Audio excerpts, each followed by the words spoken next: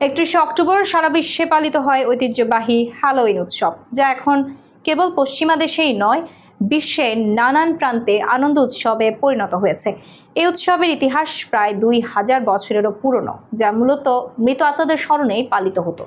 তবে এখন এটি পরিণত হয়েছে ভূত, ডাইনি ও নানা চরিত্রের সাজের উৎসবে।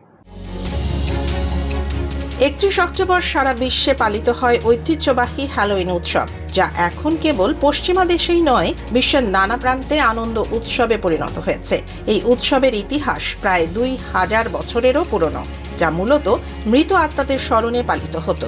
তবে এখন এটি পরিণত হয়েছে ভূত, ডাইনি ও নানা চরিত্রে সাজার উৎসবে।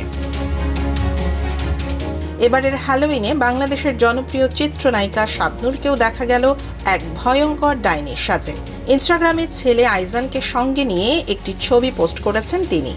ছবিতে দেখা যায় চোখের একদিক থেকে রক্ত ঝরছে, মুখে অদ্ভুত হাসি, পুরোপুরি হ্যালোউইন ভাবনায় সাজানো লুক। ছবির ক্যাপশনে শাবনূর লিখেছেন, "আমি সাধারণ মা নই, আমি একজন দুর্দান্ত মা, যিনি একজন ডাইনিও। হ্যালোউইনের শুভেচ্ছা বাচ্চারা।" শেষে তিনি যোগ করেন, "এটা শুধু মজা করার জন্য।" ভক্তরা মুগ্ধ হয়েছেন তার এই নতুন রূপে। অনেকেই প্রশংসা করেছেন সাহসী ও সৃজনশীল এই উদ্যোগের। হ্যালোউইনের এই ভুতুড়ে সাজে শাবনূর যেন আবারও মনে করিয়ে দিলেন তিনি এখনও পর্দার তারকা।